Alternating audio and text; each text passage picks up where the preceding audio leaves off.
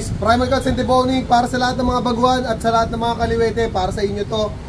Subukan ko lang guys kung kakayanin ko para makapag-adjust ako kay Idol at masundan niya yung ginagawa natin mga primal cuts and deboning. Let's go. Dalawa. Ito, iwain mo na to Idol ha. Tapos hatak. Ganun lang. Tapos ito, pagka ganyan, iwain mo isa dito. Ayan, okay na yan. Tapos ikot mo lang yung knife mo hanggang dito. Ayan o, ikot mo lang na ganyan. Pag naikot mo na yan, hawak, hiwa lang to. Kapantay lang yung tenderloin ng hiwa. Pag nahiwa mo na yan, pwede mo nang hatakin yan yun. Yeah. Tapos ito yung taba. Tsaka yung kasi walang laman, taba lang. Ayan. Ayan, bababa mo lang yan. Ayan. Pagkababa niyan, pantay lang ng hamleg, ganyan lang iwa. Ayan. Ganyan lang. Medyo nag-adjust lang tayo kasi kaliwit eh.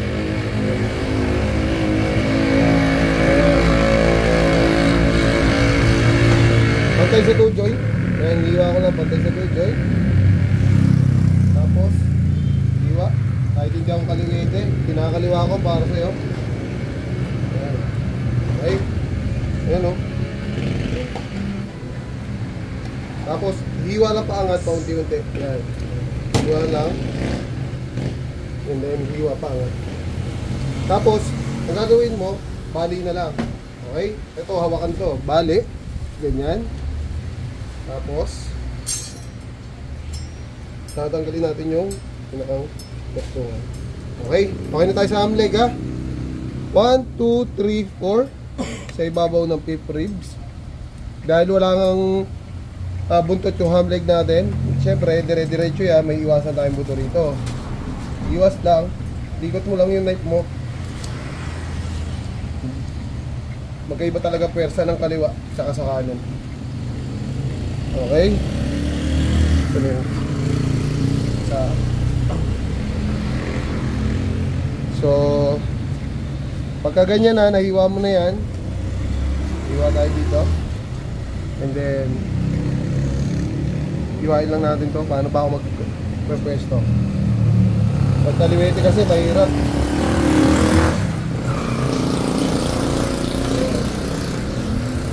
Hindi kasi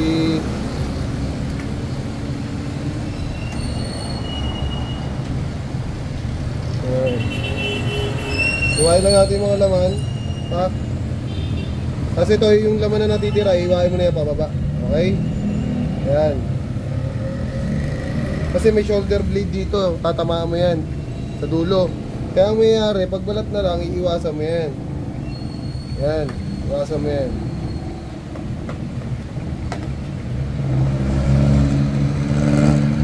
Ayan, paunti-unti lang, paunti-unti lang. Okay?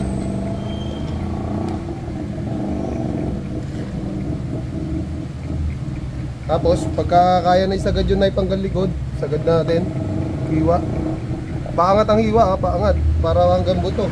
Pagka nahiwa mo na lahat ng laman at balat, bali. Okay? So, pagka bali, hanapin natin yung nabaling buto. Dito na lang tayo magtatanggal. Tapos, ang hiwa niya, pag nakita mo may butong ganyan, hindi yan straight. Kahit bali na yan, hindi mo yan matatanggal. Dapat kaya pa-islant. Ayan o, pa-islant. Ayan o. Iiwasan mo yung buto. Ayan o. Ha? Pa-islant. Ayan. Iwasan mo yung buto. Ayan o. Kasi dyan nabali yung ano eh. Saka na mag-a-adjust.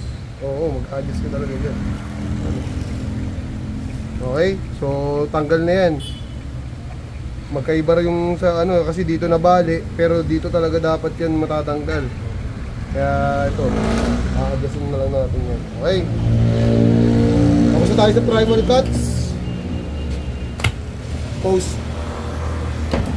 Pag ganito, kunwari, ayan, pakita ko lang. Pag ganito guys, di ba kaliwete kayo? Tingnan nyo ako, angat mo lang, ayan. Pag kaliwete kayo, di ba? Pag ganito guys, di ba kaliwete tayo? So hanap tayo ng magandang position para mas maganda natin magawa yung pinakang pagtatanggal na patahain. So, syempre, kaliwete ako, dito mas komportable tayo ng diwa. Okay? So, ito half inch lang yan. So, iwain natin itong laman. Yan. Mapantay. Ang half inch. Yan. Lulubog ko yung knife ko ha. Yan. Tapos, kakapay ko lang yung joint. Pag may nakapa akong malambot dyan guys, ayun na yung pinaka-joint. Okay? Pag may nakapa akong malambot dyan, ayun na yung joint. Doon na ako nagpo-focus sa joint. Okay? Kaya, hindi na ako nagpo-focus sa laman, sa joint. Pag nahiwalay ko yung joint na yan, ayun o, unti-unti o. Diba? Tsaka ko hihiwain itong mga laman. Okay? Ganun lang guys. So, ganun lang kasimple. No? Yan. Para sa mga kaliwete, sana natusundan nyo. Pasensya na kayo, di ako magaling magkaliwa. Okay? 60. Ayan. Okay, ayan. Pwede na yan.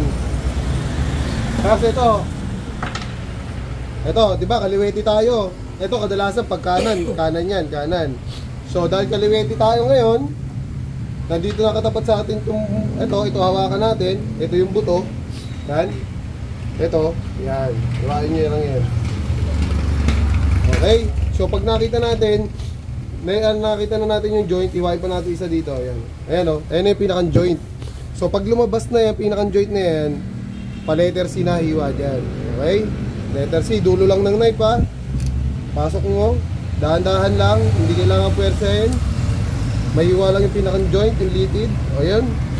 Pag natanggal nyo na yung litid na yan, na parang talaba. Ayan o. Diba? Tanggal na yan. Sundan nyo yung buto rito. Mag-adjust lang kayo ng 1 inch. Kasi may buto pa yan sa ilalim. Ayan. O ayan, ayan.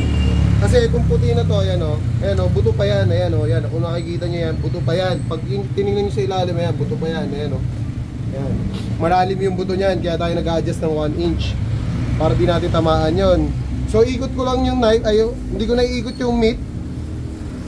Tapos ito yung knife, didikit ko lang dito sa buto. Yan. Dito sa buto, didikit ko. Tapos hiwa palabas. Yan. Yung knife ko nakapasok sa loob. Pa-slant yan, pa-slant, hindi diretso. Yeah? Kasi sinusundan natin yung buto rito na pa labas. Okay? So kung mapapansin nyo, hindi pa talaga totally hiwalay yan. Kasi mayroon pa yan nakakapit sa ilalim. Hiwain natin. O yan, hiwalay na talaga. So pag napaghiwalay na natin talaga yan, yung sinundan natin buto rito, simula dulo hanggang dulo, pa-slant lang. Habang hawak-hawak nyo to, pa-slant. Okay? Papantayan lang natin yan. Okay? So ganun lang para hindi sobrang malaman na malaman yung pinaka pigtail natin, pigtail, yung pelvic bone natin. Okay?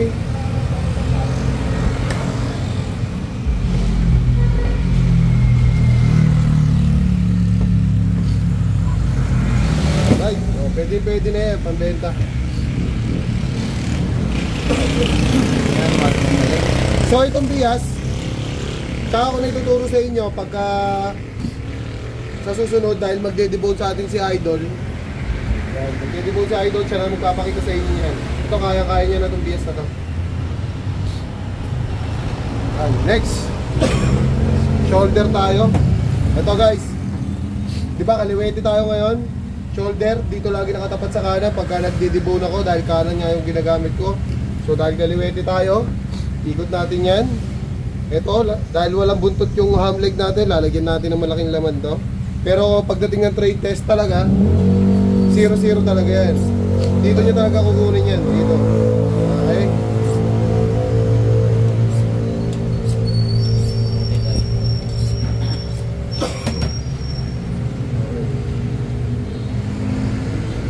Medyo hindi pa ako nakapag-asa ng knife. Wala talagang pwersa kapag hindi mo Hindi mo alam. Ito, ganito guys oh. Simula dito sa ribs, tapos ikot mo dito. Yan. Yan. Alright. Angat mo lang yan. Kaya kung mapapansin nyo, may mga puti, di ba? Dibahin mo lang yan, susundan mo lang yung puti na yan. Sundan mo lang yan. Sundan mo lang yan, Idol, tingnan mo dito. Sundan mo lang yan. Pagka nandito ka na at wala ka na nakikita puti, puro laman na, dito sa simula sa neck, iwa. Okay? Ayan. Tapos sa neck na tayo, neck. Iwaan mo yung neck dito. Kapantay lang ng neck para hindi masira yung casing natin. Ayan. Pantay lang ng neck.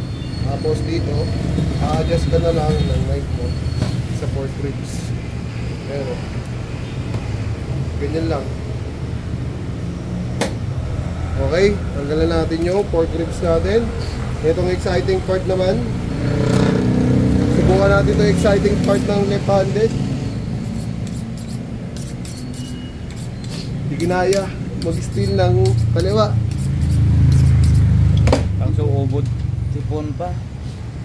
Wala tayong magagawa dyan. Puso ay, puro lang. Tatanggalin lang natin to. Hanggat maaari, ang hiwa natin isang diretso lang na ganyan, no? Ganyan lang. Yeah. Ito yung bataan na yan. Dahil kaliwete tayo ngayon, ito yung layer ng shoulder. Ito yung pinakang straw. Huwag kayo lalagpas dyan, huwag kayo pupunta rito. Dito lang kayo palagi or adjust kayo ng konti. Yan. Pwede ano. Tapos hihiwain natin to para makita natin yung duktungan. Silipin natin kung nasa duktungan na tayo. Pagka ganyan, adjust lang kayo ng konti. Ayan o. Ito. Yan. Kaya dapat kabisado nyo yan. Ayan o. Diba? Huwag nyo mamadaliin. Huwag kayo hiwa agad ng hiwa.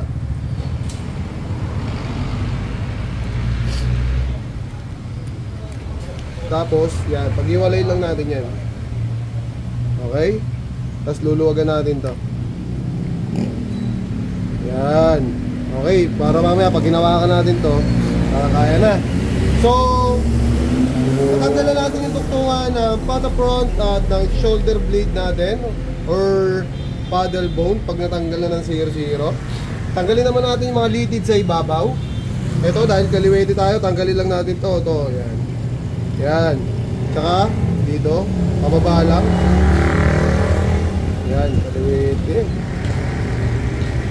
Yan. Iwain nyo lang yan, pababa. Yan.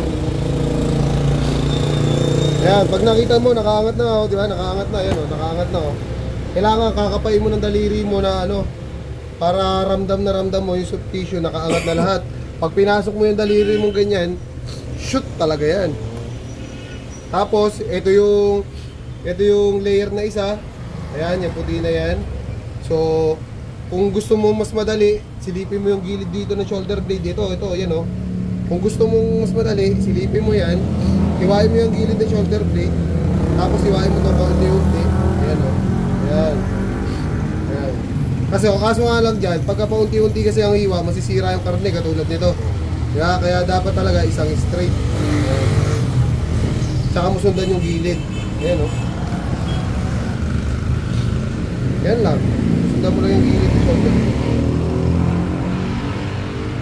Ayan o. Pag nasundan mo yan at umangat na yan, unti-unti na yan. Angat. Ayan o. Hindi mo kailangan madaliin. Diba? Pag nasimulan mo dito yan, natanggal mo na yung dito sa ibabaw, kahit tuloy-tuloy na yan, dire-diretso na yan. Tapos dahan-dahanin mo lang. Okay? Yan, ganyan lang. Okay? Tanggal na yan, ibabaw na yan. Yan. Soft tissue. Alright? O, next naman dito. Siyempre, dahil kaliwete tayo, adjust tayo. Nasa positioning din minsan. Ito yung layer na isa. Yan. Diba? Dahil kaliwete tayo, para hindi tayo nahihirapan maghiwa. Ganyan. Pero dahil hindi ako sanay, nahihirapan pa rin talaga ako, sa totoo lang. Yan. Adjust ulit natin dito. Yan. Ito yung kaliwa, di ba? Yan. Ito yung mga litid. So ito na yung sundan natin pag ganito, yan, ayan o. Yan. Yan o. Ayan oh, ganyan lang kasimple oh. Ganyan lang kasimple. Hindi mo kailangan pwersahin. Oh. Diba? Ganyan lang. Tapos tulak tayo syempre. Ang kanan hawak dito, ang tulak kaliwa. Oh. Okay. So pag nakita na natin yung dulo ng shoulder blade na yan guys. So dito tayo magtatanggal sa kaliwa. Dahil walang buntot yung ham leg natin sa kaliwa. Kapag may buntot yung ham leg natin, sa kanan tayo mag-start. Okay? So yung knife natin, itong tip natin, tsaka yung point, baon mo lang yung point. Yan. Tapos dikit mo lang yung tip. Para matang, ayun. Walang gloves. Baon mo lang yung point, dikit mo lang yung tip sa buto. Para matanggal lahat ng litid na nakadikit or nakakapit dito sa pinakang paddle bone. Ganyan lang guys. Ayun o, kita-kita nyo ba yan? Ayun na yung mga litid. Para di kayo pahirapan pagka tinanggal nyo yung paddle bone. Tapos iikot nyo lang itong knife na to. Naka-dagger grip lang tayo. Yan. Iikot lang yan. Ganyan lang. Pag ikot na yan, okay na yan. So lalay lang tayo dito kasi para di lumaglag yung karne. Yung kanan natin. So itong ibabaw na to, hiwain natin. So dito, didiinan ko yung pinakang shoulder blade. Dito, hiwain natin yung kanan natin. Ay, kanan. Hiwain natin ibabaw ng shoulder blade ha. Kita-kita mo doon ha. Yan, hiwain natin ibabaw ng shoulder blade. Baba yung mga laman. Yan, mga laman sa gilid. Kanan ng kamay mo, iwain mo. Ganon din sa kabila. Yan. Pasok natin dito yung knife, tapos yung dulo lang ng knife. Okay? Pwede rin pa ganito. Yan. Para hindi tayo nahihirapan. Yan. Pwede rin pa ganyan. Okay? Kasi ito yung positioning. Dito mo komportable. Ako dito ako komportable bilang isang kaliwete ngayon. So atake natin to. So kung sanay ka sa, kung kaliwete ka, kaliwa pangatak mo. So ayusin natin position. Position. Importante yung positioning pagdating sa pagdidibon. So ganyan lang magtanggal ng shoulder blade. Kahit kaliwete ka o kanan ka, basta makuha mo yung diskarte ng ganito, magagawa mo na maayos. So sana makatulong sa ito idol, at sa lahat ng mga kaliwete na nagpa-practice natin ng primal cuts and deboning. So maraming salamat and peace out.